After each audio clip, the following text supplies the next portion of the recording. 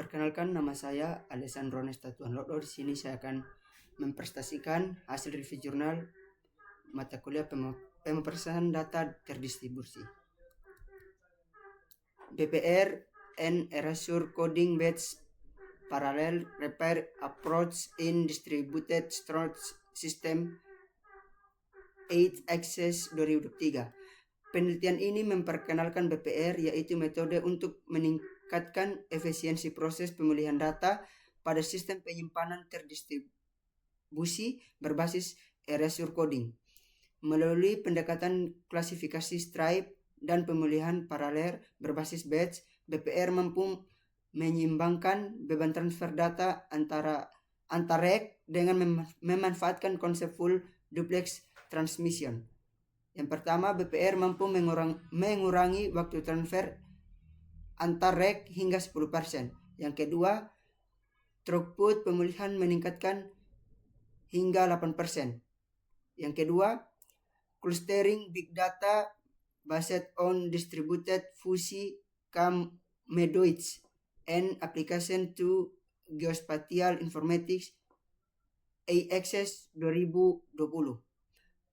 Penelitian ini mengusulkan pendekatan baru bernama Distributed Fuzzy Camedoids untuk menangani masalah clustering big data yang bersifat kompleks dan tersebar. DFKM mengombinasikan konsep fuzzy clustering dengan komputasi terdistribusi agar proses analisis data besar dapat dilakukan secara paralel di berbagai node. Yang pertama, mengurangi waktu komputasi secara signifikan. Yang kedua, meningkatkan akurasi hasil cluster. Yang ketiga, menangani ketidakpastian fuzziness yang sering muncul pada data geospasial. Yang ketiga, data driven predictive voltage control for distributed energy strokes in active distribution networks. Tujuan utama metode ini adalah menjaga stabilitas tegangan jaringan listrik yang semakin kompleks akibat integrasi besar-besaran sumber energi terbarukan seperti tenaga surya dan angin. Metode yang dikembangkan memanfaatkan pembelajaran berbasis data untuk memprediksi kondisi tegangan secara real time.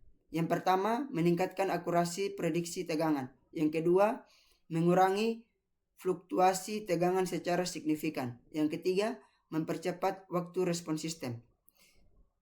4.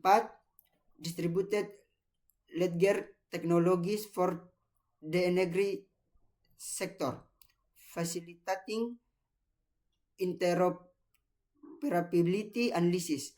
Penelitian ini membahas penerapan distributed ledger teknologi seperti blockchain dalam sektor energi, khususnya untuk meningkatkan interoperabilitas antara berbagai sistem energi yang terdistribusi. DLT menawarkan peluang besar dalam manajemen microgrid, trading energi peer-to-peer, integrasi elektrobilitas, serta pelacakan asal energi. Untuk mengatasi hal tersebut, penulis mengusulkan pengembangan kerangka arsitektur referensi umum yang dapat digunakan untuk memetakan dan menganalisis berbagai DLT energi use case. Yang pertama, analisis mendalam terhadap standarisasi global ISO IEX ICU. Yang kedua, usulan kerangka arsitektur baru berbasis SGAM yang mampu meningkatkan interoperabilitas, keamanan, dan konsistensi komunikasi antar sistem energi berbasis DLT. Yang kelima, edge fault tolerant edge data distribution based or erasure coding. Penelitian ini memperkenalkan Edgehedra, sebuah skema distribusi data baru untuk lingkungan edge computing yang berfokus pada ketahanan, kesalahan, dan efisiensi tinggi. Edgehedra menggunakan erasure coding untuk mengatasi permasalahan utama pada metode distribusi data tradisional. Dengan mengubah file menjadi blok data, Edgehedra memungkinkan server TP untuk merekonstruksi file meskipun tidak menerima sebuah blok data. Yang pertama, hasil eksperimen menunjukkan bahwa Edgehedra mampu mengurangi waktu distribusi data hingga 50,54%. Edgehedra juga terbukti lebih tangguh dalam menghadapi kegagalan hingga beberapa server secara bersamaan. Yang keenam, fast and efficient feature EVAUR duplication method in distributed strong system. Penelitian ini mengusulkan metode baru bernama feature aware stateful routing untuk meningkatkan efisiensi data deduplikasian pada sistem penyimpanan terdistribusi. Tujuannya adalah menurunkan overhead sistem sambil mempertahankan rasio deduplikasi yang tinggi. Metode ini menggabungkan dua strategi utama, feature aware node selection dan stateful routing based on similarity. Yang pertama, mengurangi overhead sistem hingga 30%, meningkatkan rasio deduplikasi hingga 80%, menjaga keseimbangan beban, load balance antar node terhadap pengorbanan performa. Yang ketujuh, Hadoop processing method for large scale video data. Penelitian ini mengusulkan metode pemrosesan video berskala besar berbasis Hadoop yang dioptimalkan dengan menggabungkan artificial fish swarm algorithm dan particle swarm optimization. Kombinasi kedua algoritma ini bertujuan untuk meningkatkan kecepatan komputasi, akurasi pemrosesan data, dan efisiensi distribusi tugas pada sistem Hadoop. Yang pertama, meningkatkan akurasi komputasi hingga 98,7% dan menurunkan error rate menjadi 0,9%. Meningkatkan akurasi pengenalan fitur video mencapai 97,96% dan 94%. Mengurangi waktu upload video menjadi 2,3 detik dan waktu download menjadi 2,9 detik. Yang kedelapan, long term secure distributed storage using quantum key distribution network wide third-party verification.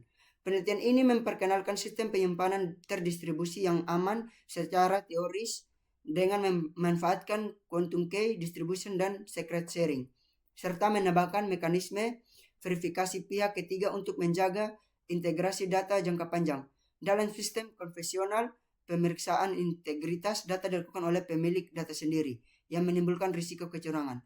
Yang pertama, mampu menjamin keamanan, autentikasi, dan integritas data. Yang kedua, menghadirkan verifikasi yang objektif dan independen antara pemilik data dan pengguna akhir. Yang ketiga, mendukung pembaruan data secara aman. Yang keempat, data diimplementasikan dalam jaringan nyata berskala kota.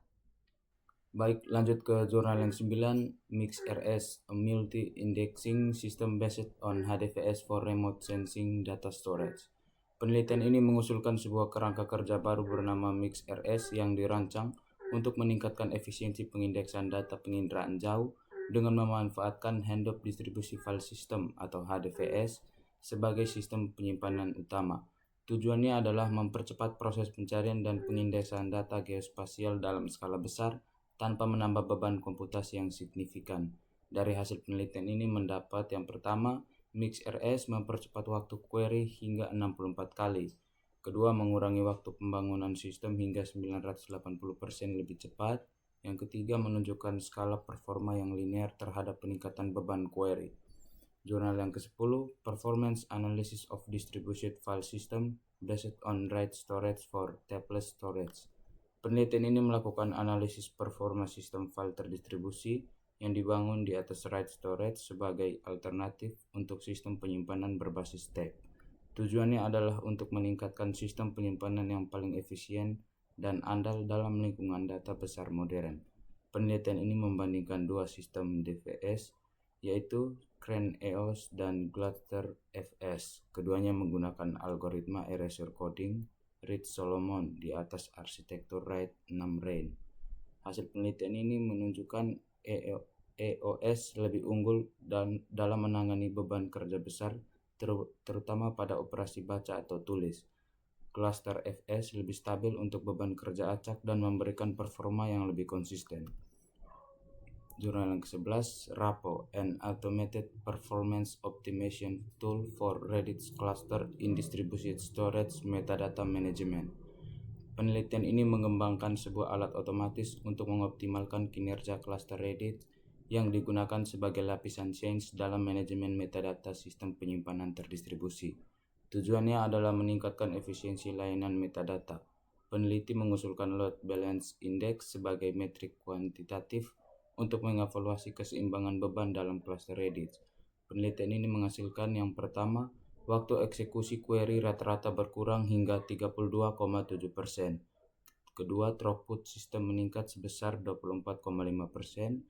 Yang terakhir, penggunaan replikasi adaptif menghemat hingga 18% ruang penyimpanan.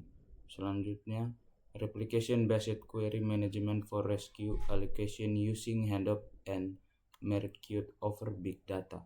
Penelitian ini mengusulkan pendekatan berbasis replikasi data untuk meningkatkan efisiensi manajemen query dan alokasi sumber daya dalam lingkungan pemrosesan big data berbasis handoff dan map rate queue. Tujuannya adalah mengurangi latensi eksekusi query, meningkatkan ketersediaan data, serta memaksimalkan pemanfaatan sumber daya komputasi di cluster handoff yang menghadapi beban kerja berat dan tidak merata.